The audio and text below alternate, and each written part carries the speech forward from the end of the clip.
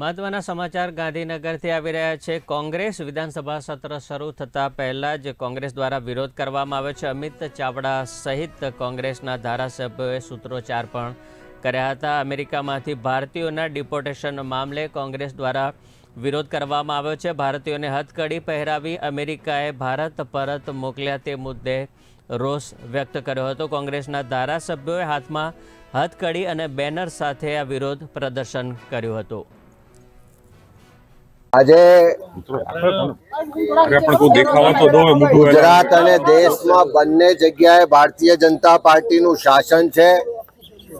Double engine સરકાર અને દેશના વડાપ્રધાન વિશ્વગુરુ બનવાના જે બણગા ફૂંકે છે અને એની સામે ગુજરાત અને દેશનો યુવાન એને રોજગારી નથી મળતી, આ દેશમાં એનું ભવિષ્ય સુરક્ષિત નથી દેખાતું, એના સ્વપ્ન છે કે આ દેશમાં પૂરા નહીં થાય એવા એક ડર સાથે 75 લાખથી 1 કરોડ રૂપિયા સુધીની રકમો આપી ને ગેરકાયદેસર રીતે વિદેશની ધરતી પર જાય છે અને જે રીતે પોતાના સ્વપ્નો માટે અમેરિકા ગયા અને ત્યાંની સરકારે ગેરકાયદેસર રીતે આવ્યા છે, રોકાયા છે, એ રીતે એમની ધરપકડ કરી, જાણે આતંકવાદીઓ હોય એવું એમની સાથે વર્તન કર્યું।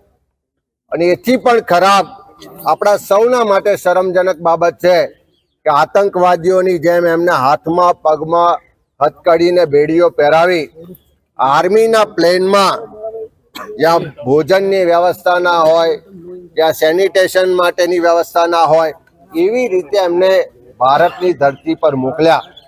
એ કોલંબિયાના પ્રમુખ હતા કે જેણે પોતાના દેશના લોકો ભલે ઇલીગલ ત્યાં ગયા હતા પણ સ્વમાન સાથે પાછા લાવવાની વ્યવસ્થા કરી।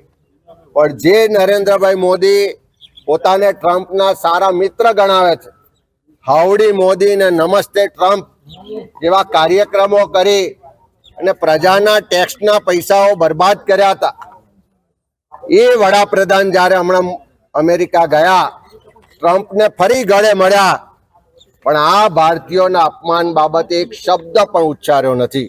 ઉપાડે હાવડી મોદીના કાર્યક્રમમાં નરેન્દ્રભાઈ ડોનાલ્ડ ટ્રમ્પને ગુજરાત લાવ્યા, ભારતમાં ફેરવ્યા। આ ડોનાલ્ડ ટ્રમ્પની નજરમાં ગુજરાત અને દેશની જનતાની તો કોઈ કિંમત જ નથી।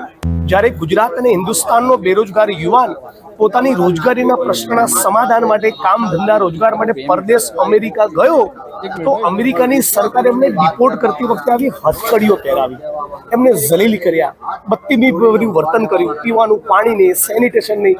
આતંકવાદી થોડી છે ગુજરાત અને દેશના બેરોજગાર યુવાનો, કાગળિયામાં 19-20 કંઈ કર્યું હશે એના કારણે તમે ડિપોર્ટ કરો તો પણ વર્તન આ પ્રમાણેનું ન હોઈ શકે। એવું કોઈ સ્ટેન્ડ નરેન્દ્ર મોદી તાજેતરમાં ડોનાલ્ડ ટ્રમ્પને મળ્યા ત્યારે એમણે એવું કોઈ સ્ટેન્ડ લીધું જ નહીં।